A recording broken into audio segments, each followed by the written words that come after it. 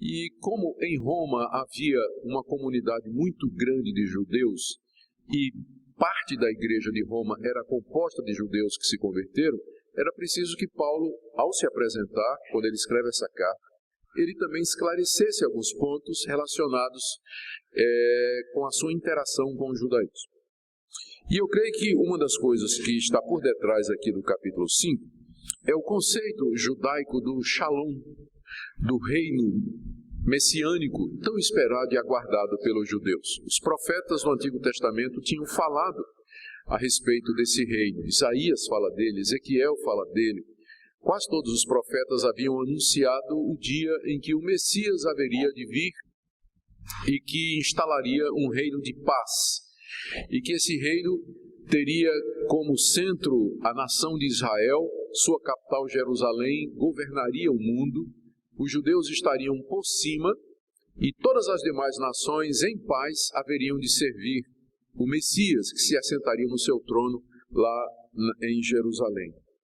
Esse reino era um reino de glória, de prosperidade, era um reino em que Deus haveria de demonstrar o seu amor para com o seu povo eleito, a nação de Israel, resgatando Israel dos seus inimigos e colocando como cabeça de todas as nações.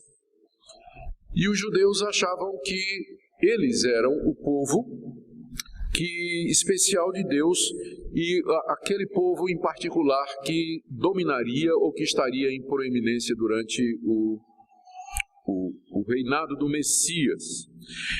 E eles achavam que isso era porque Deus havia dado a eles a lei, e a lei prescrevia coisas como a circuncisão, a guarda do sábado, havia uma dieta especial que o judeu era obrigado a guardar. E os judeus, porque faziam isto, entendiam que a presença deles nesse reino messiânico estaria garantida. O Shalom era alguma coisa que os judeus ansiavam, o reino de paz, pelo qual eles aguardavam e esperavam. É claro que uma das coisas que estava relacionado com isso também era o fato de que Deus, quando instalasse o seu reino messiânico nesse mundo e libertasse os judeus, haveria de julgar o mundo. E seria o grande dia da ira de Deus, quando os inimigos de Deus seriam destruídos. Isso nós encontramos nos profetas, com muita clareza. Bom, é claro que os judeus não compreenderam de que os profetas estavam falando do reino de uma maneira muito ampla e que muitas vezes os profetas se referiam ao reino, mas tinham em mente a chegada desse reino em duas etapas. A primeira, a vinda do Messias como Salvador e Redentor do seu povo, e a segunda, o seu retorno em glória, quando ele então haveria de instalar definitivamente o reino já iniciado. Porque os judeus não compreendiam isso, ou não compreenderam isso, nunca aceitaram que Jesus era o Messias, porque Jesus não trouxe a princípio um reino de glória, de vitória militar, de conquista política, de prosperidade material, mas ao contrário, ele se apresenta como humilde, como pobre, desvalido, pregando um reino espiritual, e finalmente os judeus o rejeitam e o entregam às autoridades romanas porque estavam escandalizados com a doutrina de Jesus e não podiam aceitar que ele é o Messias. O ponto de Paulo aqui em Romanos 5, no trecho que nós lemos, é que aqueles que creem que Jesus é o Messias, é o Filho de Deus, eles já entram agora no Shalom de Deus.